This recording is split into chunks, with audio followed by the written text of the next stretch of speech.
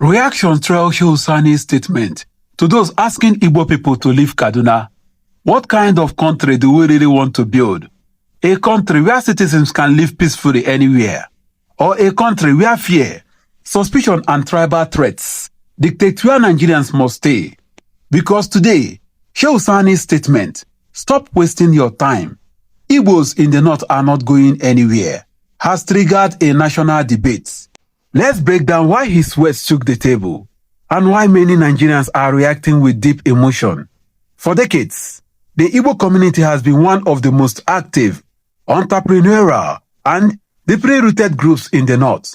They are in Kaduna, Kano, Jos, Abuja, Bauchi, Gombe, everywhere. So when certain groups or individuals begin to make statements suggesting, "Go back to your state, leave Kaduna, pack your bags," it immediately reminds Nigerians of old tensions, old fears, and old wounds.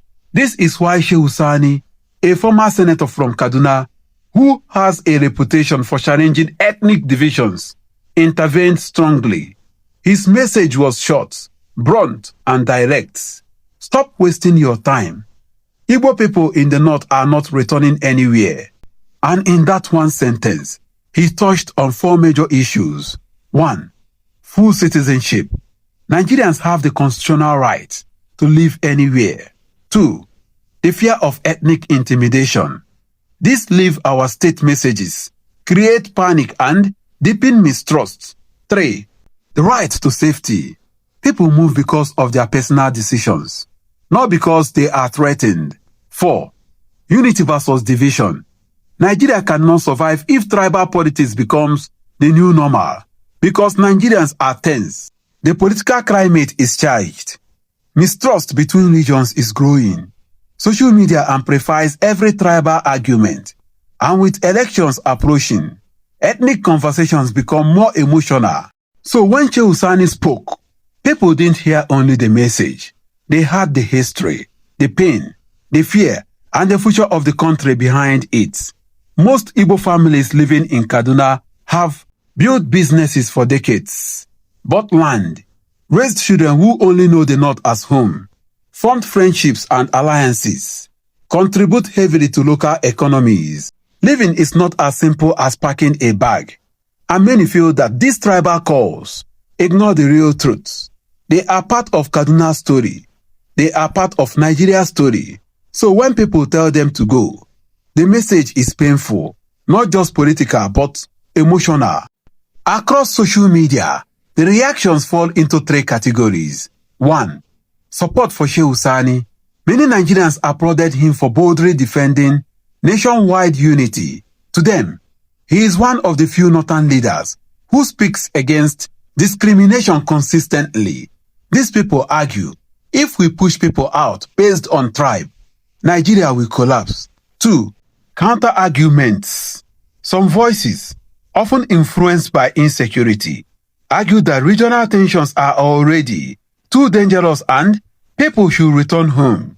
The group fears violence and believes self-protection comes from ethnic separation. 3. People tired of division.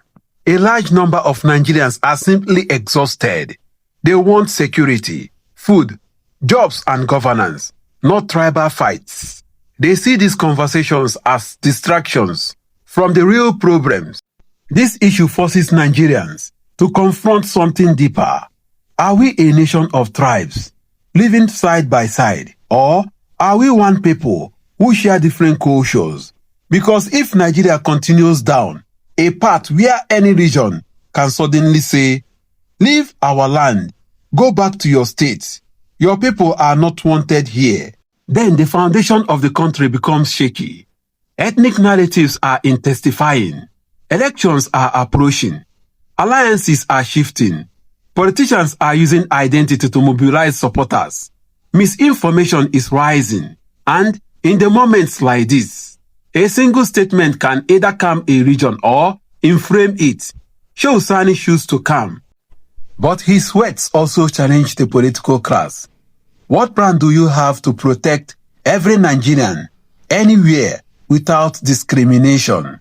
And do they truly believe in one Nigeria, or only the version that benefits them politically, whether the people like it or not? The Igbo community in the north is not temporary. They are part of the economic engine of the region. Markets, real estate, tech, manufacturing, transport, trade. You cannot just remove a community that has built roots for 40, 50, 60 years. Dialogue, not threats, is the only path forward.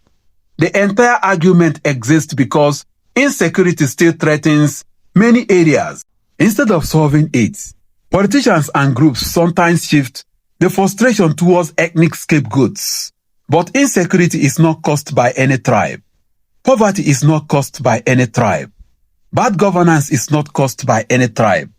The real enemy is mismanagement, instability, corruption, and lack of accountability. So, where does this leave us? Shehu Sani's statement is more than a tweet.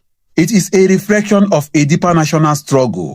A struggle between unity and fear, between citizenship and tribal wars, between Nigeria we dream of and the Nigeria we are struggling with. At the end of the day, Nigerians must decide.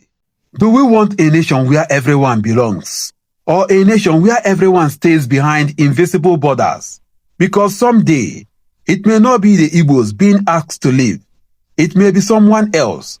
And if the country accepts that kind of thinking, no region will ever truly be safe.